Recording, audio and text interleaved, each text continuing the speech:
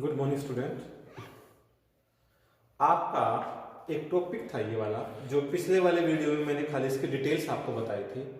तो कई बच्चों की क्वेरी थी कि सर ये जो एक्चुअली ना हम कहाँ से देख के लिखेंगे, और ये पॉइंट हमारे समझ में भी नहीं आए थे। तो इसलिए दोबारा से ना मैंने आपको सारा रिटर्न में दिया है ये सब कुछ, तो आप लोगों को प्रॉब्लम कम से कम आएंगी।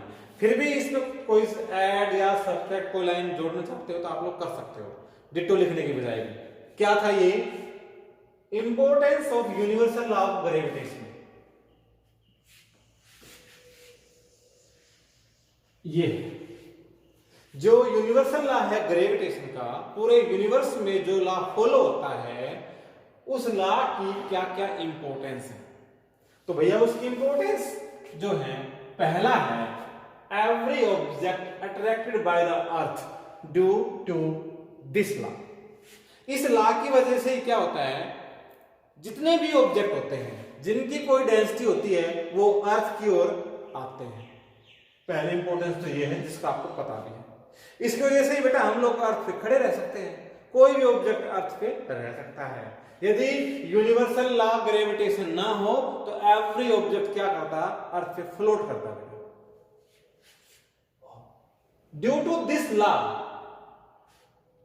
And layer of atmosphere made on earth, holding the atmosphere around the earth, इसको यूं बोल दो।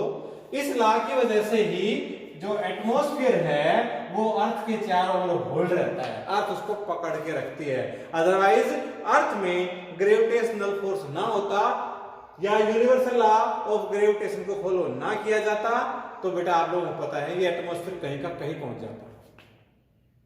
यूनिवर्सल लॉ ऑफ ग्रेविटेशन पढ़ रहे हो तो आप लोग सिर्फ ये जानना कि ग्रेविटेशन के यूज पढ़ रहे हैं एक प्रकार से। Rainfall and snowfall on the earth, भाई अर्थ का एटमॉस्फेयर, और भैया उसमें क्या होते हैं, बादल होते हैं ना, क्लाउड्स होते हैं। उन क्लाउड से जो रेनफॉल होती है तो जो ड्रॉपलेट्स होती है वो अर्थ की ओर आती है। क्यों?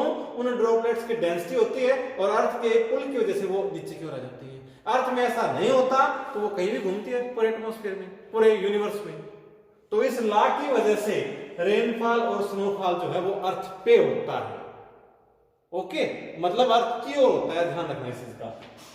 Flow of water in reverse, river जो होती हैं उनका जो फ्लो है वो इस लॉ की वजह से होता है।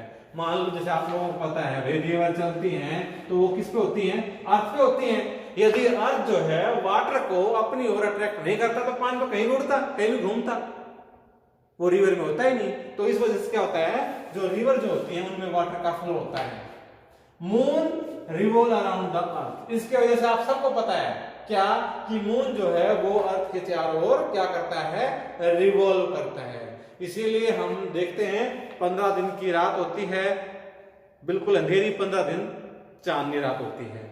ये ऐसा इस वजह से होता है कि जो मून है, मून और अर्थ के बीच में क्या होता है, मान लो ये अर्थ है और भैया ये मून है, इन दोनों के बीच में क्या होता है, एक फोर्स ऑफ अट्रैक्शन होता है, जिसकी वजह से यह मून जो है इसके ऑर्बिट से, अर्थ का जो ऑर्बिट होता है उससे तो बाहर निकल पाता है न नजदीक आ पाता है। ठीक है, तो अर्थ, एक तो ये मून चारों ओर घूमता है, ऊपर से जो अर्थ है वो भी अपने ऑर्बिट पे घूमती रहती है।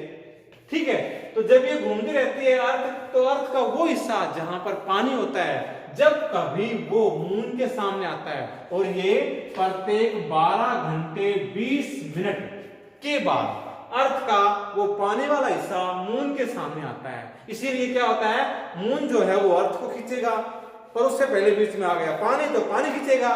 पानी खींचेगा मतलब क्या हो गया, टाइड्स आएंगे। ये पॉइंट, जो टाइड जो है वो ओशियन में आते हैं, वो इसी वजह से आते हैं बेटा।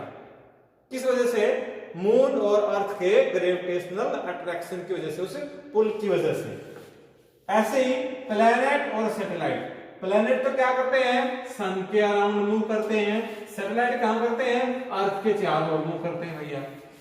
तो ये भी इसी वजह से मूव करते हैं कि अर्थ के अंदर क्या होता है, ग्रेविटेशन या ग्रेविटी होती है, जिसको हम क्या बोलते हैं, यूनिवर्सल लॉ ऑफ ग्रेविटेशन। अगला है the predictions about solar and lunar eclipse, सूर्य ग्रहण और चंद्र ग्रहण वो जब बनते हैं किस पे, अर्थ पे, तो वो भी इसी लॉ की वजह से बनते हैं। एक डेफिनेट ऑर्बिट होता है, उसमें घूमते आते हैं, और जब सामने बीच में कुछ आ जाता है तो कई बार रोशनी, कई बार कटा हुआ भाग दिखता है हमेशन का, कई बार मून का कटा हुआ भाग दिखता है। तो ये सारे जितने भी चीजें मैंने लिखी है बोर्ड पे 8 के 8, ये सारी पॉसिबल है किस वजह से, universal law of gravitation. Means earth की जो ग्रेविटी होती है उसकी वजह से ना ये सारी चीजें अर्थ पे पॉसिबल है। ओके, तो आप लोग इनको देखना, लिखना, और अब शायद आप लोग अच्छे से समझ में आ गया होगा आप लोगों को। ठीक है, ओके।